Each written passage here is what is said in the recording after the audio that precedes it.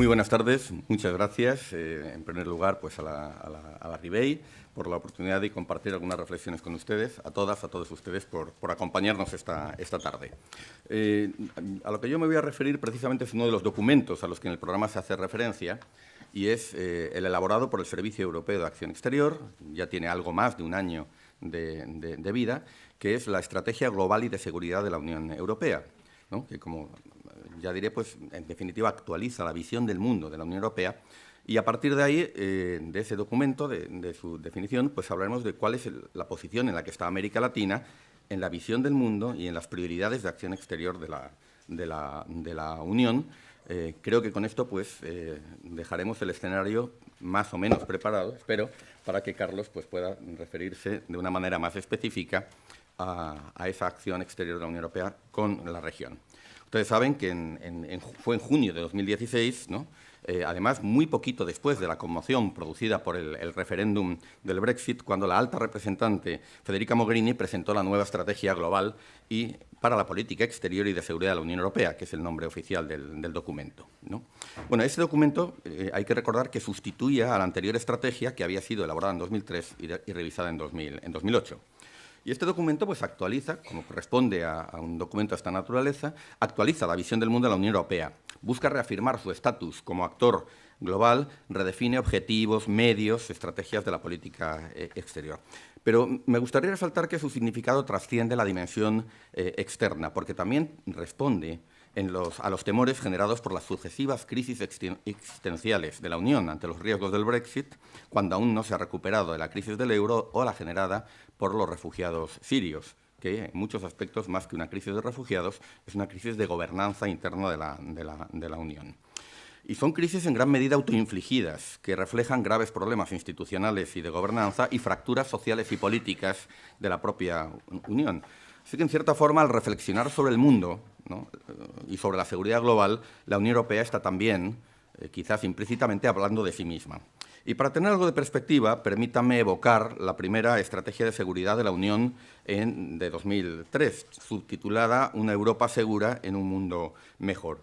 Y ese documento, cuando se elaboró, respondía en primera instancia a los acontecimientos vigentes en aquel momento, en concreto a la invasión de Irak por parte de Estados Unidos, desafiando al Consejo de Seguridad y al orden multilateral.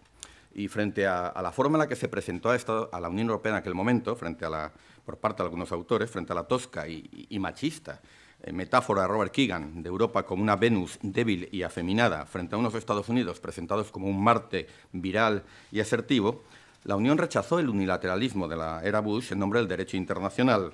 La estrategia de 2003, el documento Solana, explicitaba la identidad y el papel de la Unión Europea como potencia normativa con una acción exterior y una diplomacia transformadora, basada en valores cosmopolitas. Reflejaba la particular teleología o narrativa europea de la gobernanza de la globalización y reflejaba también una Unión Europea optimista y confiada que pretendía aportar su particular zeitgeist de integración y de democracia transnacional a través de una soberanía mancomunada, ¿no?, y también la promoción del modelo social europeo como aportaciones a cómo gobernar el sistema internacional.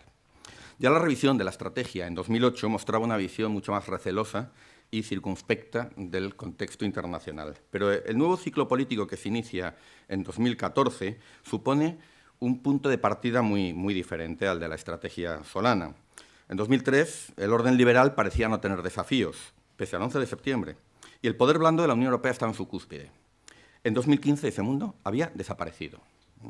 Además, la Unión Europea estaba más inclinada hacia la derecha. Desde 2010 saltaba de una crisis a otra, con profundos desacuerdos internos, sin visión o proyecto de largo plazo, y se enfrentaba a una creciente desafección ciudadana y al fuerte ascenso de la extrema derecha. Permítanme recordar en este sentido que el problema del ascenso a la extrema derecha no es solamente el acceso de la extrema derecha en sí, es la forma en la que propuestas de la extrema derecha son normalizadas por los partidos de centro-derecha para evitar perder espacio electoral, ¿no? Este es un proceso que yo creo que estamos contemplando. La estrategia global y de seguridad presentada por Mogherini parte de una evaluación estratégica que describe un escenario global más incierto y, como permítanme parafrasear el subtítulo, un mundo más conectado, disputado y complejo, más conectado por efecto de la globalización, que redefine la soberanía y la ciudadanía, el desarrollo y la seguridad. Un mundo también más disputado y conflictivo ante los cambios sociales, la aparición de espacios sin gobierno y estados frágiles, especialmente en la propia vecindad europea. Y un mundo más complejo, con cambios en la naturaleza, las fuentes y las pautas de distribución del poder. El dominio unipolar de Estados Unidos habría terminado, pero eso no significa que surja un orden multipolar, ¿no? El propio concepto de polaridad, dice la estrategia, estaría en cuestión ante dinámicas de cambio y difusión del poder que se extienden a actores no estatales, interestatales y transnacionales. Y se señala que los países emergentes, pese a tener más peso y desafiar el multilateralismo tradicional, ni constituyen un bloque homogéneo, ni en valores ni en intereses, y ni pretenden ni pueden construir regímenes alternativos para gobernar el sistema internacional en su conjunto. Quizás lo más relevante en relación a esa primera evaluación estratégica que se realiza antes de la estrategia misma es la autoevaluación de las políticas, capacidades e instrumentos de la Unión Europea. Y se identifican 5 desafíos. La falta de dirección política interna y externa de la Unión. La falta de flexibilidad en el uso de los fondos y los instrumentos, por ejemplo, en la partida más cuantiosa de la acción exterior, que es la ayuda al desarrollo. No se pueden utilizar por su propio mandato como palancas diplomáticas. Y, por lo tanto, hay una escasa influencia a la hora de utilizar esos fondos y el comercio como palancas políticas, debido a la autonomía de comercio, desarrollo frente a la actuación diplomática. La falta de coordinación, pues salvo en comercio o cambio climático, la Unión Europea no habla ni con una sola voz, ni sus distintas voces hablan de manera orquestada.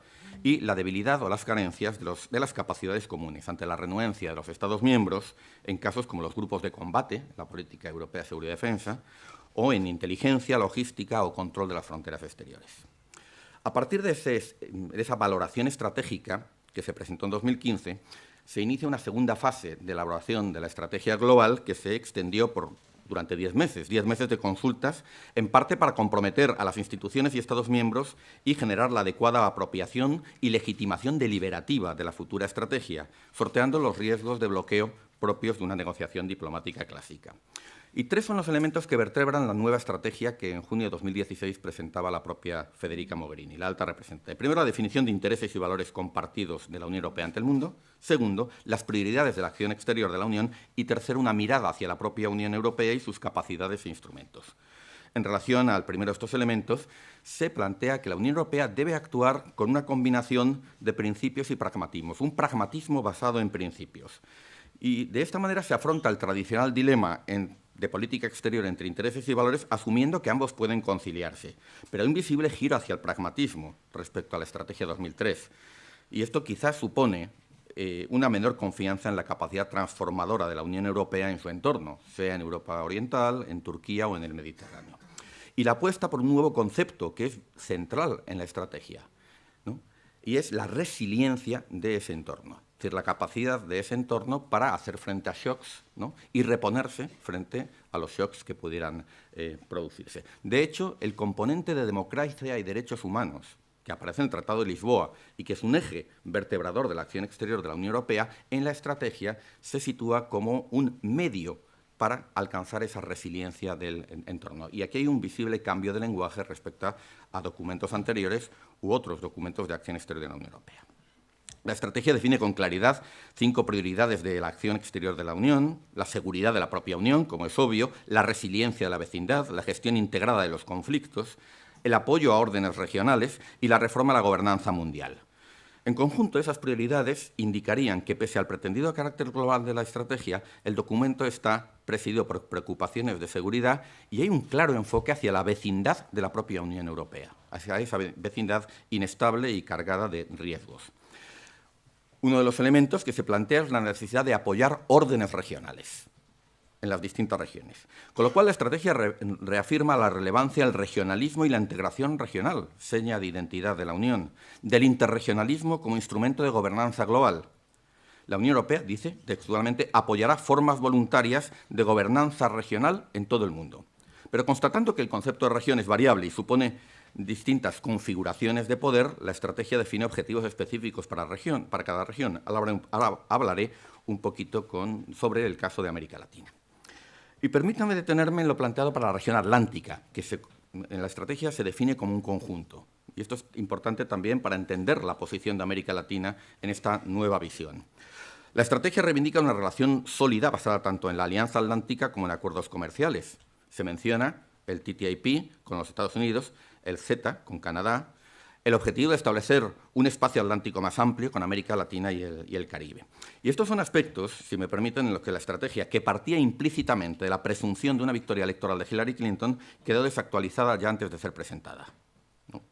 Con su claro enfoque hacia la vecindad, la estrategia confirma la posición periférica de América Latina y el Caribe en la visión del mundo y de la política exterior de la Unión Europea.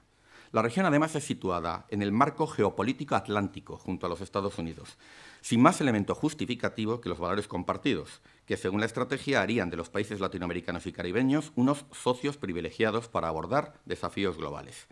Dado que existen distintos agrupamientos regionales, ¿no?, aunque no hay unidad de propósito, la Unión Europea combinará enfoques regionales y bilaterales según los casos. Se insiste en los intereses económicos europeos en América Latina. Un dato que se menciona expresamente es que América Latina concentra más inversión europea que la que suman Rusia, China y la India, juntos. Y, sin embargo, su cuota de mercado no deja de descender frente al ascenso de China y otros proveedores. Pero, curiosamente, los logros de la región, la ausencia de amenazas para la Unión Europea, el ascenso económico de buena parte de la región al grupo de países de renta media alta, sirven de argumento para la visible desatención con la que se trata América Latina, e incluso a los actores claves de la misma. Un indicador significativo: la estrategia no menciona ni una sola vez a Brasil o a México como actores clave de la región. No están. En una clara manifestación de continuismo, no hay novedades respecto a unas relaciones con América Latina y el Caribe que han estado caracterizadas por una cierta inercia y la falta de un horizonte estratégico, por lo menos hasta el triunfo electoral de Trump. Otra cosa es que Trump actúe como un cohesionador externo y nos ofrezca ahora el horizonte estratégico de trabajar juntos para sostener el orden multilateral. Podemos hablarlo después. La estrategia pretende revivir y ampliar, esos son los términos, los acuerdos, la cooperación atlántica, a través de los elementos ya conocidos, la firma de los acuerdos de asociación pendientes, en particular el tantas veces postergado acuerdo Unión Europea-Mercosur, y la profundización de las relaciones con CELAC y otros agrupamientos regionales en función de sus ventajas competitivas. La Unión Europea se da cierta flexibilidad, ¿no?, para tomar los organismos regionales con una suerte de menú de opciones en función de esas ventajas. La estrategia sugiere ámbitos novedosos y avanzados de cooperación, aunque ello se enfrenta a varios obstáculos. Si se adopta una estrategia desarrollista tradicional de la cooperación al desarrollo, América Latina debe ser graduada aún más como receptora de asistencia. Esto es algo que ya hizo la Unión Europea con su programa para el cambio de 2011, el que rige el actual ciclo presupuestario 2014-2020. Si se asume la visión securitizada de la cooperación que permea la estrategia y que estamos viendo con mucha claridad con la creciente vinculación de la ayuda externa al control migratorio o la aceptación de acuerdos de readmisión de migrantes en algunos países seleccionados de África, entonces tampoco se justifica mantener la asistencia a América Latina. Aquí tenemos un desafío en el que la región tendrá que ser activa, con los aliados que pueda tener también entre los Estados miembros de la Unión Europea, quizás hipotéticamente como España, ¿no?, dado que se acaba de aprobar el nuevo Consenso de Desarrollo en 2017, que establece un horizonte estratégico, pero que aún no define modalidades e instrumentos para la cooperación para el próximo ciclo presupuestario. Hay opción en los próximos quizás 1 o 2 años para que, a través de distintas coaliciones, tratemos de promover esas nuevas formas innovadoras de cooperación al desarrollo que puedan articular la relación entre América Latina y la Unión Europea. Paradójicamente, si hay opciones de revitalizar esa relación birregional es fuera del libreto trazado por la estrategia global, ya superado por acontecimientos como el triunfo electoral de Trump, con el que Estados Unidos se distancia tanto de la Unión Europea como de América Latina y se distancia de esa supuesta comunidad de valores atlántica. Y ello puede contribuir a relanzar, a reactivar las relaciones entre la Unión Europea y América Latina y el Caribe como regiones comprometidas con un sistema internacional abierto y sometido a normas. Creo que podemos discutir las posibilidades y alcance de esta narrativa y de estas coaliciones frente al fenómeno Trump, algo que en la mesa anterior ya se ha sugerido para el G20. Esta rápida revisión, voy terminando, de la estrategia muestra, en realidad, un enfoque menos global que la evaluación del 2015 y, desde luego, que la estrategia del 2003, mucho más centrada en una vecindad inestable y conflictiva. puede inferirse que ahora tenemos una Unión Europea más consciente de sus limitaciones y que quizás delega en Estados Unidos los retos de seguridad más allá de su vecindad, en particular en Asia. Pero el triunfo de Trump hace que, en no pocos aspectos, la estrategia haya nacido desactualizada y con serias carencias, porque Estados Unidos no es el socio que se esperaba. Es un factor más de incertidumbre y de riesgo de conflicto en Asia. Como se señaló, ubicar a América Latina y el Caribe en un triángulo atlántico con Estados Unidos tampoco parece, al menos en este momento, viable o deseable, si es que lo fue anteriormente. Y el factor Trump deja a la Unión Europea sin estrategia o con una estrategia muy limitada para esta región, aún más surgida de la autonomía estratégica a la que este documento también aspira. Más relevante es quizás la reducida ambición y perspectiva de la estrategia global para hacer frente al fenómeno que implícitamente hemos tratado o explícitamente en una mesa, que es la transición de poder que vive actualmente el sistema internacional y sus riesgos geopolíticos y de conflicto. Este es un gran debate. Otras transiciones de poder en el pasado han supuesto riesgo de conflicto, ¿no? Y en este caso, esa transición que todos estamos viendo, ¿cómo puede ser manejada para evitar que este se materialice? Si es que las teorías de ciclo hegemónico de las relaciones internacionales tienen alguna razón.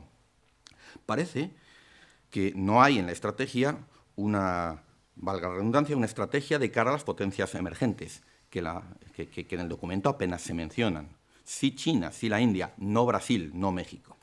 La estrategia parece ceder la gestión de esa compleja transición a los Estados miembros, en el plano bilateral o multilateral, o a Estados Unidos, en contradicción con sus aspiraciones de autonomía y de unidad europea. Creo que la estrategia puede entenderse como un giro pragmático de la política exterior de la Unión Europea, una Unión Europea que ha asumido, de forma mucho más realista, que está más condicionada de lo que desearía por imperativos geopolíticos y con más influencia de actores cuya visión se define en términos de la clásica realpolitik. Claro, esto plantea, no creo que haya que eludir esta cuestión, riesgos, posibles costes en cuanto a la identidad y la posición de la Unión Europea como actor normativo y, por tanto, su legitimidad, influencia y poder como actor civil. Invocar un pragmatismo basado en principios puede llevar a una combinación efectiva de estos elementos, o bien ser simplemente una hábil jugada discursiva que no logra eliminar ese dilema clásico. Si las respuestas se inclinan hacia el pragmatismo o un cálculo descarnado de poder, el capital simbólico y de legitimidad de la Unión Europea puede sufrir daños cuantiosos. Y ese es un activo clave en el poder y en la influencia de una Unión Europea más civil que militar. Si Europa es más pragmática y realista, será menos Europa, o una Europa distinta a la que definen los tratados y la que ha recibido la adhesión de su ciudadanía y las expectativas de otros países, y en particular de América Latina y de sus fuerzas de progreso. Quizás, en este contexto, Trump puede ser un factor que contribuya a reorientar esta tendencia y a volver a situar la Unión Europea en alianza con América Latina, en alianza con otros actores del sistema internacional, en el plano bilateral, multilateral, en el G20, como un actor comprometido con los valores que el Tratado de Lisboa plantea y que se comparten también con otras regiones. Contribuir a un sistema internacional abierto, sometido a normas, gobernado multilateralmente y en el que se aspira a una legitimidad, a un universalismo, quizás a un nuevo universalismo posoccidental sin el cual la legitimidad de la gobernanza global no será posible. Muchas gracias.